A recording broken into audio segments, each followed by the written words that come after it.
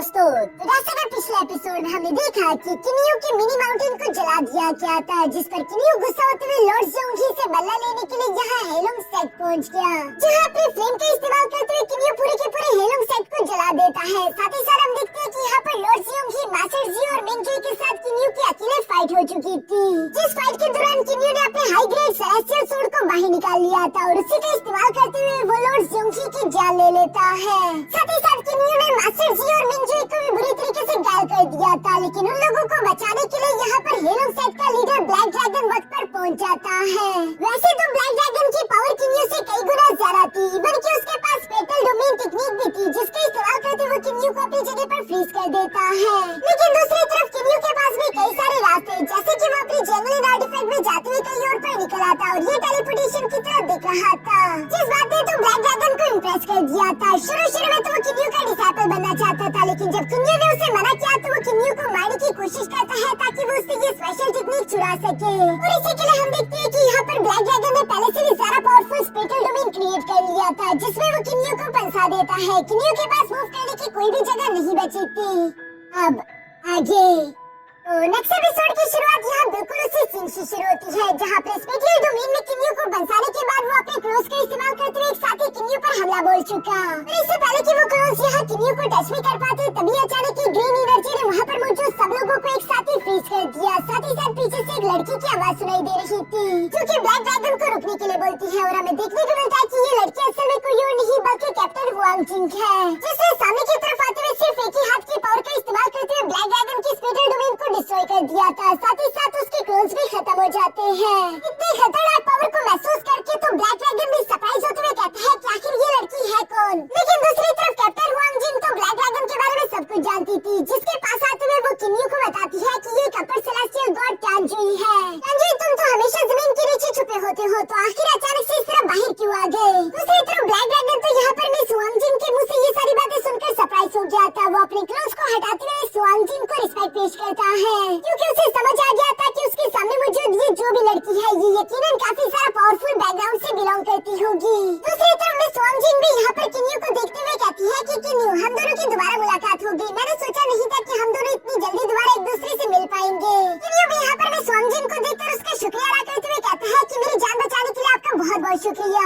हालांकि अगर miss Huang जिंग यहाँ पर ना आती तब भी किनियो अपने जंगली आर्टिफैक्ट के अंदर जाते हुए खुद की जान बचा सकता था, लेकिन किनियो नहीं चाहता कि उसके जंगली आर्टिफैक्ट के बारे में यहाँ पर किसी को भी मालूम हो। तभी अचानक हम देखते हैं कि ब्लैक ड्रैगन भी यहाँ पर मिस हुआंग जिंग के पास आते हुए कहता है कि यू आर मैजेस्टी, क्या आप मुझे बता सकती है कि आखिर आपको मेरा रियल नेम कैसे मालूम हुआ। जो सुनकर मिस हुआंग जिंग भी धीरे से ब्लैक ड्रैगन के पास आते हुए कहती है कि तुम मुशा रैम से हो ना। तुम्हारा ट्रू फॉर्म एक 9-हेडेड ब्लैक ड्रैगन बीस्ट था, जबकि साथ ही साथ तुम्हारा रियल नेम टांजुई है। मुझे ये सब कुछ लू यूसी ने बताया और लू यूसी तुम्हारे बारे में जितना जानता है वो सब कुछ अभी मुझे भी मालूम है। ये सारी बातें सुनकर ब्लैक ड्रैगन अपने मन में कह रहा था कि लू यूसी कमीने, तुमने मुझे धोखा दिया।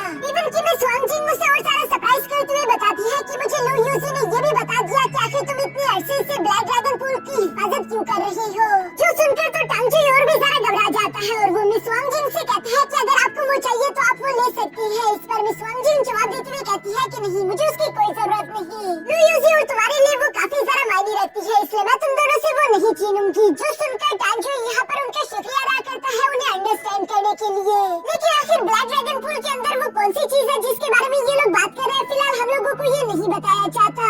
जबकि दूसरी तरफ किनियो को भी थोड़ा बहुत अंदाजा हो गया था कि इस ब्लैक ड्रैगन पूल के नीचे यकीनन कोई न कोई ट्रेजर छुपा हुआ है। तभी अचानक मिस हुआंग जिंग किनियो के पास आते हुए कहती है कि किनियो, मैंने सोचा नहीं था कि तुम इतनी जल्दी एक लो ग्रेड के सेलेस्टियल गॉड बन जाओगे, लेकिन ये बहुत ही अच्छी बात है। अब चूंकि तुम एक सेलेस्टियल गॉड बन चुकी हो तो क्यों ना तुम मेरे साथ मेरे जुआनजिंग माउंटेन चलो, वहाँ पर तुम्हारे लिए ट्रेनिंग में काफी सारा फायदा होगा। ये कहते हुए मिस हुआंग जिंग किनियो की तरफ अपना हाथ बढ़ा रही थी, जहाँ दूसरी तरफ किनियो भी इस बात को अच्छे से जानता है कि अगर वो जुआनजिंग माउंटेन पर चला जाए तो उसकी कल्टीवेशन और ज्यादा तेजी के साथ इम्प्रूव होगी। ये एक बहुत ही ज्यादा बेहतरीन मौका है, लेकिन अभी भी वो कुछ सोच रहा था। जो सब देखकर मिस हुआंग जिंग किनियो से कहती है कि आखिर तुम इतना क्या सोच रहे हो। अब सेलेस्टियल गॉड बनने के बाद तुम्हारे लिए स्विची सिटी में कुछ नहीं बचा, तुम्हें मेरे साथ जुआनजिंग माउंटेन जाना चाहिए, वो जगह तुम्हारे लिए बेहतरीन है। और वैसे भी परेशान होने वाली कोई बात नहीं, क्योंकि तुम एक सेलेस्टियल गॉड बन चुके हो तो यकीनन तुम वहाँ पर सरवाइव कर पाओगे। लेकिन किनियो भी तो इसी बारे में सोच रहा था। बेशक वो जुआनजिंग माउंटेन जाना चाहता है, लेकिन किनियो भी इस बात को अच्छे से जानता है कि वो अभी तक एक सेलेस्टियल गॉड नहीं बना, बल्कि वो अभी सिर्फ एक नॉर्मल हाई ग्रेड का गॉड है, जबकि वो सेलेस्टियल गॉड की तरह हवा में सिर्फ इसलिए उड़ सकता है क्योंकि उसके पास उसका मीटियोर पल है। अगर किन्यू इस हालत में स्वांजिन माउंटेन गया तो वहाँ के लोगों को किन्यू पर शक हो जाएगा, साथ ही साथ वो लोग किन्यू से कई गुना ज्यादा स्ट्रॉन्गर होंगे, इसलिए किन्यू को सर्वाइव करने में भी डिफिकल्टी आ सकती है। इसलिए किन्यू यहाँ पर भी स्वांजिन से माफी मांगते हुए कहता है कि प्लीज मुझे माफ कर दीजिए, अभी के लिए मैं यहीं पर रुककर खुद को ताकतवर करना चाहता हूँ, मैं आपके साथ नहीं आ सकता। जिस पर भी स्वांजिन किन्यू की बातों को समझते हुए कहती है कि चलो ठीक है, जैसे तुम्हारी मर्जी, जब भी तुम्हें लगे कि तुम तैयार हो चुके हो तो स्वांजिन माउंटेन पर आकर मेरा नाम ले लेना, मैं तुमसे मिलने के लिए आ जाऊंगी। यहाँ ये सब होने के बाद मैं स्वांजिन वहाँ से जाने लगी, पर तभी अचानक किन्यू को याद आया मैं स्वांजिन वांग फैमिली से बिलोंग करती है, वो यकीनन बाकी की मेजर फैमिलीज के बारे में भी जानती होगी जिसके बारे में किन्यू इन्फॉर्मेशन निकलवाना चाहता था, इसलिए वो फौरन में स्वांजिन को रोकते हुए कहता है कि मैं आपसे कुछ पूछना चाहता हूँ। मैं स्वांजिन में किन्यू के सवाल का जवाब देने के लिए रुक गई थी, जिस पर किन्यू सवाल करते हुए कहता है कि इस डिवाइन रेल में टोटल 8 मेजर एंशिएंट फैमिलीज हैं, आप उन सबके बारे में मुझे थोड़ा बहुत बता सकती हो, साथ ही साथ मैं जियांग फैमिली के बारे में जानना चाहूंगा कि आखिर वो फैमिली कहाँ पर रहती है, मुझे उसके बारे में जितना हो सके उतना जानना है। किन्यू के मुंह से ये सवाल सुनकर तो वो फौरन यहाँ पर एक साउंड बैरियर क्रिएट करते हुए किन्यू से सवाल करके पूछती है कि आखिर तुम 8 मेजर फैमिलीज के बारे में क्यों जानना चाहते हो, क्या तुम जानते भी हो कि इस इन्फॉर्मेशन के लिए तुम्हारी जान भी जा सकती है। जो सुनकर किन्यू में स्वांजिन के पास आते हुए कहता है कि प्लीज मेरे लिए ये बहुत ही सारा इम्पोर्टेंट है, आप बिल्कुल फिक्र ना करें, मैं इसके बारे में किसी और को कभी भी पता चलने नहीं दूंगा। जो सुनकर मैं स्वांजिन कहती है कि ठीक है, अगर तुम इतना ही जिद कर रही हो तो मैं तुम्हें बता देती हूँ, ये डिवाइन रेल की 8 मेजर फैमिलीज वो फैमिलीज है जो कि इसी डिवाइन रेल में पैदा हुई थी, उनके नाम है Wangfu sect, Tan sect, Mu sect, Duanmu sect, Shentu sect, Puti sect and Sau sect, और आखिर में है जियांग सेक्ट जिसके बारे में तुम जानना चाहते हो। इसके बाद हम देखते हैं कि मैं स्वांजिन ने जितनी इन्फॉर्मेशन हो सके यहाँ किन्यू को जियांग सेक्ट के बारे में बताना शुरू कर दी, इवन कि वो किन्यू को ये भी बता देती है कि Jiang family snow floating city के नॉर्थ पोल पर रहती है। जो सारी इन्फॉर्मेशन सुनने के बाद किन्यू उतावला होकर मैं स्वांजिन से सवाल करते हुए पूछता है कि क्या आप जियांग फैमिली की एक लड़की मिस यांगली को जानती हो, जिस पर मैं स्वांजिन उससे सवाल करते हुए कहती है कि प्लीज अब ये मत कहना कि तुम भी मिस यांगली से प्यार करते हो और उससे शादी करना चाहते हो। जो सुनकर किन्यू हैरान होते हुए कहता है कि आखिर आप ऐसा क्यों बोल रही है, क्या मेरे अलावा भी कई सारे लोग मिस यांगली से शादी करना चाहते हैं, जिस पर मैं स्वांजिन जवाब देते हुए कहती है कि हाँ बिल्कुल सही, लेकिन इसके पीछे एक बहुत बड़ा सीक्रेट है जो कि मैं तुम्हें नहीं बता सकती, लेकिन मुझे उस बेचारी मिस यांगली के लिए काफी बुरा महसूस होता है। जो सुनकर किन्यू हैरान होते हुए कहता है कि आखिर आप उसे बेचारी क्यों बोल रही हो, आखिर उसके साथ क्या हुआ, जिस पर मैं स्वांजिन किन्यू को बताती है कि बेशक वो जियांग फैमिली के हाई स्टेटस के साथ पैदा हुई, जिस वजह से नेचुरली तो उसे केयर फ्री होना चाहिए था, उसे कोई परेशानी नहीं होनी चाहिए थी, लेकिन यही उसकी सबसे बड़ी परेशानी हो गई कि वो जियांग फैमिली की मेंबर है, इसलिए हर गुजरते दिन के साथ कई सारे लोग उससे शादी करने के लिए आपस में फाइट करते जा रहे हैं। वो लोग मिस यांगली के लिए इसलिए नहीं लड़ रहे क्योंकि उन्हें मिस यांगली से प्यार है, बल्कि वो लोग आपस में इसलिए फाइट कर रहे हैं ताकि वो मिस यांगली को हासिल करके जियांग फैमिली की लेगेसी को लेते हुए गॉड किंग लेवल तक पहुंच सके। ये तो अच्छा हुआ कि उस बेचारी मिस यांगली के साथ उसका अंकल जियांग लैन है, अगर अंकल जियांग लैन ना होते तो अब तक कोई न कोई उससे जबरदस्ती शादी कर ही चुका होता। जो सारी बातें सुनकर किन्यू गुस्सा होने के साथ साथ मिस यांगली के लिए काफी परेशान भी हो रहा था, और वो अपनी मम्मी कहता है कि बस तुम हिम्मत रखो, मैं जल्दी ताकतवर होकर तुम्हें लेने के लिए आ जाऊंगा, तब तक जियांगली तुम अपना ख्याल रखना। यहाँ इसके बाद हम देखते हैं कि सारी इन्फॉर्मेशन के लिए किन्यू यहाँ पर मिस स्वांजिन का भी शुक्रिया अदा करता है, जिस पर मिस स्वांजिन किन्यू से कहती है कि बस तुम अपना वादा मत भूलना, जब भी तुम तैयार हो जाओ स्वांजिन माउंटेन जरूर आना। और ये कहने के बाद मिस स्वांजिन अपने साउंड बैरियर को हटा चुकी, अभी अचानक टांगजी आगे की तरफ आते हुए यहाँ पर मिस स्वांजिन से कहता है कि अगर आप दोनों की बातें हो गई हो तो मैं भी किन्यू से 2 लम्हों के लिए अकेले में कुछ बात करना चाहूंगा। जो सुनकर तो किन्यू हैरान हो गया कि आखिर अब इससे मुझसे क्या बात करनी है, लेकिन वो मिस स्वांजिन से कहता है कि आप बस सिर्फ 2 मिनट मेरा इंतजार करिए, मैं उसकी बात सुनकर अभी आया। जो कहते हुए किन्यू यहाँ पर टांगजी के पास आ जाता है। हम देखते हैं कि टांगजी ने भी वैसा सेम साउंड बैरियर क्रिएट कर लिया था, और वो किन्यू से कहता है कि मैं तुम्हारे साथ सुलह करना चाहता हूँ, मैं चाहता हूँ कि हम अपनी पुरानी दुश्मनी को भूल जाए। जो सुनकर किन्यू यहाँ पर टांगजी से कहता है कि पहले भी तुमने ये बात करी थी, उसके बाद फौरन तुमने मुझ पर हमला कर दिया था, जिस पर टांगजी कहता है कि देखो ये मेरी मजबूरी थी, तुमने ऑलरेडी मेरे 3 जनरल्स को जान से मार डाला, इवन कि तुमने मेरे हेलियम सेट की एक low grade celestial God weapon को भी डिस्ट्रॉय कर दिया है। अगर मैं तुम्हारे खिलाफ कोई एक्शन ना लेता तो फिर बताओ कि आखिर मेरे हेलियम सेट वाले लोग मेरी बात कैसे मानते। जो सारी बातें सुनकर किन्यू मुस्कुराते हुए कहते हैं कि ठीक है, मैं समझ सकता हूँ कि तुम अपने सेट के लीडर हो, इसलिए तुम्हें ये सब कहना पड़ा। टांगजी भी किन्यू की बात सुनने के बाद मुस्कुराते हुए कहते हैं कि मेरी सिचुएशन को समझने के लिए तुम्हारा बहुत बहुत शुक्रिया। इसके बाद वो किन्यू को ब्लैकमेलिंग करना शुरू कर देता है, जहाँ वो बहुत ही चालाकी के साथ किन्यू से कह रहा था कि वैसे मैं तो सीक्रेट रखने में काफी अच्छा हूँ, इसलिए जब तक मैं जिंदा हूँ मैं कोशिश करूंगा कि मैं तुम्हारे डिस्टेंस मेजरिंग रूलर टेक्निक के बारे में किसी को भी ना बताऊं, लेकिन अगर किसी लालची सेलेस्टियल गॉड को इस बारे में मालूम हो भी तुम्हें मारने की कोशिश कर सकता है। अगर तुम मुझे ये टेक्निक सिखा दो तो बदले में मैं तुम्हारी हिफाजत कर सकता हूँ, या फिर एटलीस्ट मैं तुमसे वादा कर लूंगा कि इस बारे में किसी को मालूम नहीं होगा। किनियो समझ गया था कि तांजुई क्या करने की कोशिश कर रहा है, इसलिए वो भी उसे धमकी देते हुए कहता है कि फिक्र मत करो, अगर किसी लालची सेलेस्टियल गॉड ने मुझसे मेरी टेक्निक छीनने की कोशिश करी तो उसकी जान चली जाएगी, बेशक वो फिर तुम ही क्यों ना हो। यहाँ तांजुई अभी इससे पहले कि किनियो से कुछ भी कह पाता तभी अचानक वहाँ हवा में उड़ते हुए 3 बुल डीमन गॉड्स आ गए, जिनमें से बीच वाला जोर जोर से हंसते हुए कह रहा था कि ब्लैक ड्रैगन, आखिर हमने ये क्या सुना, तुम्हारा हीलियम सेट पूरी तरीके से जलकर राख हो चुका है।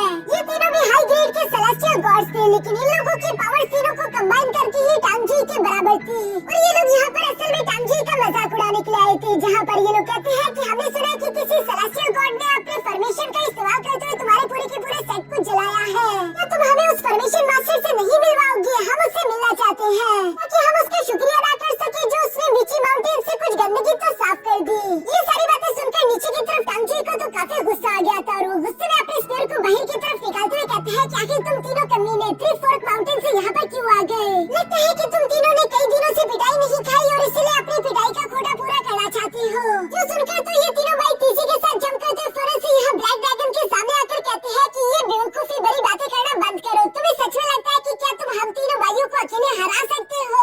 ये कहते वो तीनों अपने वेपन्स को निकालते हुए फाइट के लिए तैयार हो गए। दूसरी तरफ हम देखते हैं कि टांगजी ने भी अपने तीनों क्लोन्स को तैयार कर लिया था और वो इन तीनों से कहते हैं कि बकवास करना बंद करो, अगर लड़ना है तो सीधा लड़ो। यहाँ किनियो उन ट्रिपल ब्रदर्स को काफी सारा गौर से देख रहा था, जैसे कि किनियो ने इनके बारे में पहले कभी सुना है। अभी भी स्वांगजिन यहाँ किनियो के पास आते हुए कहती है कि यहाँ से दूर हट जाओ, ये लोग तुम्हारे लेवल से काफी हाई है, इनके फाइट के दौरान तुम्हें कहीं चोट न लग जाए। लेकिन मैं स्वांगजिन को इस तरह से बातें कही तब वो वहाँ पर मौजूद उन तीनों भाइयों ने भी देख लिया था, जिनमें से एक बेवकूफ यहाँ पर भी स्वांगजिन की खूबसूरती देखकर ललचा जाता है। और उस गधे के बच्चे ने भी स्वांगजिन की तरफ बढ़ते हुए कहा कि ओए लड़की, तुम काफी खूबसूरत हो और मुझे पसंद आई। साथ ही साथ वो भी स्वांगजिन को गंदी गंदी बातें करके छेड़ रहा था, जो सब देखकर टांगजी को तो काफी ज्यादा खुशी हो रही थी। वो अपने मन में कह रहा था कि इस बेवकूफ को सच में नहीं पता कि आखिर किस मौत से खेल रहा है, मगर उसे पता लगने में ज्यादा देर नहीं लगती, क्योंकि वो जैसे ही स्वांगजिन के पास आया तभी अचानक हम देखते हैं कि स्वांगजिन ने अपनी पावर से अनलीश करते हुए तीसरे के साथ उसे पीछे की तरफ धकेल दिया। और ये पावर इतनी ज्यादा खतरनाक थी कि वो तीनों काफी ज्यादा घबरा जाते हैं। साथ ही साथ स्वांगजिन गुस्सा होते हुए कह रही थी कि खुद को 10 थप्पड़ मारो। यहाँ स्वांगजिन की ये बात सुनकर उन तीनों सेलेस्टियल बुल डीमन गॉड्स में से सबसे बड़ा भाई तीसरे के साथ स्वांगजिन के पास आकर कहता है कि मैं आपसे अपने छोटे भाई की तरफ से माफी मांगता हूँ। वो एक नंबर का बेवकूफ है जो समझ नहीं पाया कि वो किससे बात कर रहा है, लेकिन प्लीज आप ऐसा मत करिए, 10 थप्पड़ बहुत ज्यादा हो जाएंगे, ये उसकी बेइज्जती की बात होगी। जो सुनकर मिस स्वांगजिन गुस्सा होते हुए कहती है कि 100 थप्पड़ खुद को मारो, अगर 100 थप्पड़ इससे खुद को ना मारे तो मैं तुम सबको जान से मार डालूंगी। ये सुनकर तो टांगजी का चेहरा खुशी से खिल जाता है, जबकि वो तीनों भाई पूरी तरीके से शॉक हो चुके थे। यहाँ मिडिल वाला भाई अपने बड़े भाई से कहता है कि हम अपने छोटे भाई की इस तरह से बेइज्जती होने नहीं दे सकते, ना तो हम उसे मरने देंगे। इसलिए लगता है कि हमारे पास फाइट करने के अलावा अब दूसरा कोई रास्ता नहीं बचा। ये भी शायद ये लड़की सेलेस्टियल गॉड के पीक लेवल पर होगी, लेकिन फिर भी हम इसके सामने अपने भाई की बेइज्जती होने नहीं दे सकते। मगर सबसे छोटा सेलेस्टियल बुल डीमन गॉड इस बात को अच्छे से समझता था कि अगर मैंने अभी माफी ना मांगी तो इसका अंजाम मेरे भाइयों को भी भुगतना पड़ेगा। वो अपने भाइयों से कहता है कि ये लड़की कोई अपर सेलेस्टियल गॉड लग रही है, मुझे नहीं लगता कि हमें इसे पंगा लेना चाहिए। साथ ही साथ मैं अपने आप को 100 थप्पड़ मारने के लिए तैयार हूँ। ये कहती वो छोटा भाई फौरन से यहाँ स्वांगजिन के सामने आकर उससे माफी मांगते हुए साथ ही साथ खुद को थप्पड़ लगाना शुरू कर चुका, जहाँ वो एक के बाद एक थप्पड़ खुद को मारता रहा, जहाँ आखिरकार उसने खुद को 100 थप्पड़ पूरे मार दिए थे। इसी वजह से हम देखते हैं कि स्वांगजिन उसे माफ कर देती है। अब इससे पहले कि ये तीनों भाई यहाँ से जा पाते तभी अचानक टांगजी पीछे से आवाज देते हुए कहता है कि फान चैन, आखिर इतनी जल्दी में तुम कहाँ पर जा रहे हो? अभी तक हमारे बीच का मसला खत्म नहीं हुआ। जो कहती है हम देखते हैं कि यहाँ पर टांगजी और उसके क्लोज से तीसरे के साथ उन 3 बुल डीमन गॉड्स पर हमला बोल दिया। दूसरी तरफ वो तीनों भाई भी काफी ज्यादा गुस्से में थे, इसलिए वो लोग भी टांगजी की तरफ जंप कर चुके, लेकिन तभी अचानक इन लोगों के बीच में कोई आते हुए एक बहुत बड़ा ब्लास्ट कर देता है, जिसके हाथ में भी एक हाई ग्रेड का सेलेस्टियल वेपन था। वो यहाँ पर मौजूद इन 3 बुल डीमन गॉड्स और साथ ही साथ ब्लैक ड्रैगन की तरफ देखते हुए कहते हैं कि आखिर तुम लोग आपस में क्यों लड़ रहे हो? मेरे साथ लड़ो, मैं तुम लोगों के साथ फाइट करते हुए खुद को ताकतवर करना चाहता हूँ। यहाँ पर हमें जानने को मिलता है कि असल में ये लड़का कोई और नहीं बल्कि मैं स्वांगजिन का छोटा भाई है, जिसे लड़ाई लड़ने का कोई जरा ही शौक था। वो यहाँ पर इन सब लोगों को एक साथ खुद से फाइट करने के लिए चैलेंज कर देता है। और तभी अचानक में स्वांगजिन उसका नाम लेते हुए कहती है कि वांगफू लूशुई, आखिर तुम यहाँ पर क्या कर रहे हो? लूशुई भी वहाँ पर अपनी बड़ी सिस्टर को देखकर हैरान होते हुए कहता है कि बिग सिस्टर, आखिर तुम यहाँ पर क्या कर रही हो? जिस पर भी स्वांगजिन उसे डांटते हुए कहती है कि मैं ज़ुआनजी माउंटेन को छोड़कर अभी कुछ देर पहले ही आई हूँ, तुमने मुझसे वादा किया था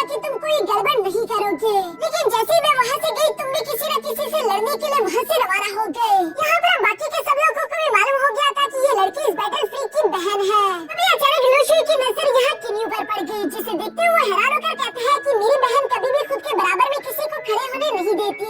खासतौर से मर्दों से बहुत ज्यादा ही नफरत है, लेकिन तुम मेरी बहन के इतने पास कैसे खड़े हो? सिस्टर कहीं ऐसा तो नहीं कि ये लड़का मेरा होने वाला जीजा है? जो सुनकर तो मिस वांगजिन ब्लश करने लगी और वो साथ ही साथ अपने भाई को डांटते हुए कहती है कि इस तरह की बकवास करना बंद करो, ऐसा कुछ भी नहीं है। जो सुनकर दूसरी तरफ लुशुई ने यहाँ किन्यू से खुद का इंट्रोडक्शन करवाना शुरू कर दिया था। साथ ही साथ वो किन्यू को बताता है कि मैं ज़ुआनजिन माउंटेन का लीडर हूँ। किन्यू भी दूसरी तरफ यहाँ लुशुई की बातें सुनकर खुद को इंट्रोड्यूस करवाता है। इसके बाद हम देखते हैं कि मिस वांगजिन अपने छोटे भाई से कह रही थी कि जब तुम बोर हो जाओ तो जल्दी से जल्दी ज़ुआनजिन माउंटेन वापस आ जाना।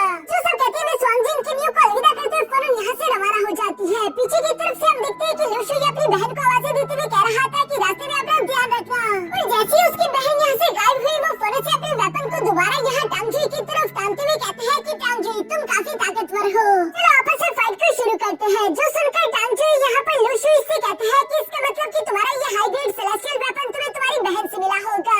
लुशुई उसे जवाब देते हुए कहता है कि ये वेपन जहाँ से भी आया हो लेकिन अब ये मेरा है, इसलिए जेलस होना बंद करो और फाइट करो। टांगजुई उसकी ये सारी बातें सुनकर किन्यू को बरसाने के लिए कहता है कि भला मैं तुमसे जेलस क्यों होऊंगा, ये इतनी भी बड़ी बात नहीं क्योंकि किन्यू के पास भी एक हाई ग्रेड का सेलेस्टियल गॉड वेपन है।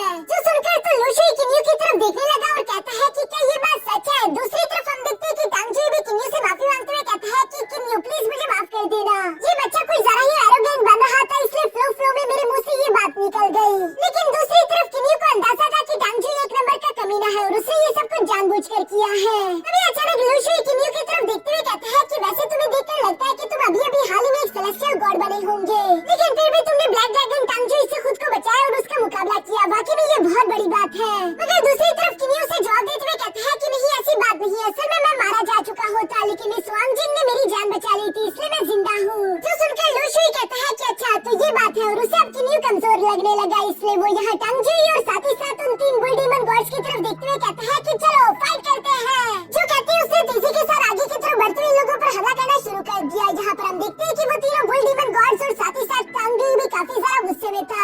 टांगजुई और बुल डीमन गॉड्स तो आपस में दुश्मनी की वजह से लड़ रहे थे, लेकिन दूसरी तरफ ये लुशुई सिर्फ मजे के लिए फाइट करता है। यहाँ पर इन लोगों के दरमियान तो बहुत ही ज्यादा जबरदस्त फाइट हो रही थी। साइकोनिक लेवल फाइट के दौरान हम ये बात साफ साफ देख पा रहे थे कि लुशुई अकेले इन सब लोगों को बराबर की टक्कर दे रहा था। यहाँ एक बहुत ही लंबी फाइट लड़ने के बाद ये सब लोग काफी बुरी तरीके से थक चुके थे, लेकिन लुशुई तो अभी भी खुश होते हुए कह रहा था कि फाइट करके मजा आ गया, मैं पूरी तरीके से फ्रेश हो चुका हूँ। जो बात सुनकर दूसरी तरफ टांगजुई जवाब देते हुए कहता है कि अब मेरे पास तुम लोगों के साथ जाया करने के लिए और सारा वक्त नहीं, और ये कहते हुए वो वहाँ पर मौजूद ब्लैक ड्रैगन पूल के अंदर जंप लगा देता है। टांगजुई के जाने के बाद लुशुई के भी जाने का वक्त आ चुका था, इसलिए वो किन्यू से कहता है कि किन्यू क्या तुम मेरे साथ मेरी ज़ुआनजिन माउंटेन चलोगे? जिस पर किन्यू से जवाब देते हुए कहता है कि मैं वांगजिन से मिलने के लिए वहाँ पर जरूर आऊंगा, लेकिन फिलहाल मुझे कोई जरूरी काम है वो करने के बाद ही मैं वहाँ पर आ सकता हूँ। लुशुई भी किन्यू की ये बात सुनकर कहता है कि ठीक है हमें तुम्हारा इंतजार रहेगा। जो कहने के बाद लुशुई फौरन से वहाँ से उड़ता हुआ अपने ज़ुआनजिन माउंटेन की तरफ रवाना हो गया। यहाँ लुशुई के जाने के बाद वो तीनों सेलेस्टियल बुल डीमन गॉड्स भी किन्यू के पास आकर उससे बातें करने लगे, जहाँ पर किन्यू उनसे सवाल करते हुए कहता है कि क्या आप लोग ब्रदर मानचाओ को जानते हो? मुझे लगता है कि आप तीनों भी मेरी तरह इमोर्टल डीमन मॉन्स्टर रेल्म से बिलोंग करते हो। मैंने 3 ग्रेट बुल डीमन किंग्स की कहानियाँ वहाँ पर बहुत सारी सुनी थी। जो सुनकर तो वो तीनों भाई काफी ज्यादा खुश हो गए। वो तो किन्यू को अपना मानने लगे थे। साथ ही साथ उन्होंने किन्यू को ये भी ऑफर दे दी थी कि तुम हमारे 3 फोर्क माउंटेन को ज्वाइन कर लो, लेकिन किन्यू ने मना करते हुए कहता है कि नहीं मैं हमेशा अकेले काम करता हूँ, प्लीज मुझे माफ कर देना। और ये कहने के बाद किन्यू वहाँ से उड़कर जाने लगा, जहाँ पीछे से वो तीनों भाई किन्यू को आवाज देते हुए कहते हैं कि अच्छा एटलीस्ट फिर हमारे मेहमान बनकर हमारे माउंटेन जरूर आना। दूसरी तरफ हम देखते हैं कि किन्यू यहाँ पर उड़ता उड़ता ब्लैक ड्रैगन पूल के ऊपर आ जाता है, जहाँ पर किन्यू अपने मन में कह रहा था कि मिस वांगजिन किसी ट्रेजर के बारे में बात कर रही थी जिसे टांगजुई इस ब्लैक ड्रैगन पूल के अंदर प्रोटेक्ट कर रहा है। मैं उस ट्रेजर के बारे में पता लगाना चाहता हूँ, लेकिन किन्यू ये बात भी अच्छे से जानता रहा कि जरूर टांगजुई ने इस पूरे के पूरे ब्लैक ड्रैगन पूल के अंदर अपनी एनर्जी फैलाई होगी, इसलिए अगर पानी में जरा सी भी हलचल हुई तो उसे मालूम हो जाएगा। इसलिए हम देखते हैं कि किन्यू ने अपनी एनर्जी का इस्तेमाल करते हुए यहाँ पर पानी के फ्लो को स्टिल कर दिया, जिस वजह से अगर किन्यू पानी के अंदर चला भी जाए तब भी दूसरी तरफ यहाँ टांगजुई को इस बारे में खबर नहीं होगी। और किन्यू बिल्कुल ऐसे ही करता है। यहाँ पानी के नीचे आने के बाद उसने चारों तरफ टांगजुई को ढूंढना शुरू कर दिया था, लेकिन ना तो उसे कहीं पर टांगजुई दिखाई दिया ना कोई और जिंदा क्रीचर। इवन कि किन्यू को ब्लैक ड्रैगन पूल की एंट्रेंस का दरवाजा भी कहीं पर दिखाई नहीं दे रहा था, इसलिए किन्यू थोड़ा सा परेशान हो जाता है। और तभी अचानक किन्यू को मिस वांगजिन की एक और बात याद आई, जहाँ वो एक लड़की लू यूजी के बारे में बात कर रही थी। इसलिए किन्यू सोचने लगा कि अगर मैं अपनी कॉस्मोस पावर को चारों तरफ यहाँ फैलाते हुए पानी के साथ मर्ज कर दूं, अगर लू यूजी अपनी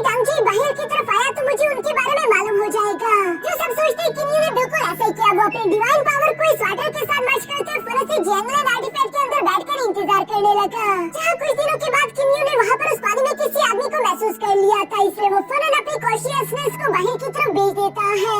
जहाँ बाहर की तरफ हमें वो लड़का लू यू से देखने को मिला जिससे किन्यू फॉलो करता है। उससे ब्लैक ड्रैगन पूल के एंट्रेंस के बारे में मालूम था। किन्यू की कॉन्शियसनेस भी उसी ओपनिंग का इस्तेमाल करते हुए यहाँ इस केव के अंदर इंटर हो चुकी थी, जहाँ पर पहले से लू यू से का इंतजार टांगजुई कर रहा था, जहाँ पर हमें इन दोनों के सीक्रेट के बारे में मालूम होता है। असल में ये लोग यहाँ पर एक 7 कलर लोटस ट्रेजर की हिफाजत कर रहे थे। ये एक बहुत ही ज्यादा कीमती एलेक्सर था जो कि 3 साल बाद खिलने वाला है, इसलिए ये लोग यहीं पर बैठकर 3 साल इंतजार करेंगे। साथ ही साथ इन दोनों की बातों से हमें मालूम हो जाता है कि कई हजार साल पहले इन दोनों को ये एलेक्सर साथ में मिला था और यहाँ पर इस वक्त 2 7 कलर लोटस फ्लावर थे और इन्होंने आपस में एग्रीमेंट किया था कि ये लोग एक एक लोटस फ्लावर अपने अपने पास रखेंगे। सब कुछ बहुत अच्छे से चल रहा था। दूसरी तरफ किन्यू भी 7 कलर लोटस फ्लावर को देखकर अपने मन में कहता है कि इसके पत्तों का इस्तेमाल किया जाता है अल्केमी और मेडिसिन को बनाने के लिए, जबकि इसके कोर का इस्तेमाल करते हैं तो कोई रिजरेक्ट तक हो सकता है। ये एक बहुत ही ज्यादा कीमती एलेक्सर था जिसका इस्तेमाल करते हुए ये दोनों खुद की ताकत को इंक्रीज करना चाहते थे। यहाँ पर शुरू में तो सब कुछ प्लानिंग के हिसाब से चल रहा था और जैसे ही वो 7 कलर लोटस फ्लावर मैच्योर हुए ये दोनों काफी ज्यादा खुश हो जाते हैं क्योंकि ये दोनों ही अब एक 7 कलर लोटस फ्लावर रख सकते थे। लेकिन बदकिस्मती से अचानक हम देखते हैं कि वो दोनों के दोनों फ्लावर मुरझा गए क्योंकि इन दोनों 7 कलर लोटस फ्लावर की एनर्जी को एब्सॉर्ब करते हुए वहाँ पर एक 9 मून लोटस फ्लावर बन चुका था। इस 9 मून लोटस फ्लावर को देखकर तो किन्यू हैरान होते हुए कहता है कि मैंने इसके बारे में गोल्डन स्क्रॉल में पढ़ा था। ये तो 7 कलर लोटस फ्लावर से भी 100 गुना ज्यादा कीमती ट्रेजर है क्योंकि इसका इस्तेमाल करते हुए एक लोटस अवतार क्रिएट किया जा सकता है जिस क्लोन की ताकत बेमिसाल होगी। मगर मसले की बात ये थी कि यहाँ पर सिर्फ एक ही 9 मून लोटस फ्लावर था, इसलिए हम देखते हैं कि टांगजुई ने फौरन से अपने वेपन को निकालते हुए यहाँ लू यूसी पर हमला कर दिया। जहाँ दूसरी तरफ लू यूसी भी गुस्सा होते हुए कहता है कि आखिर तुम मुझे इस तरह से धोखा कैसे दे सकते हो। इस पर टांगजुई कहता है कि मुझे माफ कर देना, मैं तो तुम्हें पहले ही हमले में जान से मार देना चाहता था लेकिन तुम बच गए। अभी भी तुम्हारे पास मौका है, अगर तुम यहाँ से चले जाओ तो मैं तुम्हारी जिंदगी बख्श दूंगा क्योंकि ये 9 मून लोटस फ्लावर मुझे बिलोंग करता है और अगर तुमने बीच में इंटरफेयर करने की कोशिश करी तो मजबूरन मुझे तुम्हें जान से मारना होगा। जो सुनकर लू यूसी भी थोड़ी देर सोचने के बाद टांगजुई से कहता है कि ठीक है तुम ये लोटस फ्लावर रख सकते हो, मैं यहाँ से जा रहा हूँ। मगर ये तो सिर्फ एक्टिंग थी क्योंकि वो जैसे ही टांगजुई के पीछे आया तभी अचानक वो फौरन अपनी मुक्की को रेडी करते हुए टांगजुई पर हमला कर देता है। जहाँ दूसरी तरफ टांगजुई भी उससे फाइट करने के लिए तैयार था और यहाँ पर ये दोनों ही 9 मून लोटस फ्लावर के लिए आपस में फाइट करेंगे। मुझे लगता है कि किन्यू इस मौके का फायदा उठाते उस ट्रेजर को अपने लिए हासिल कर लेगा। और यहाँ इसी खतरनाक सी सीन के साथ हमारा ये एपिसोड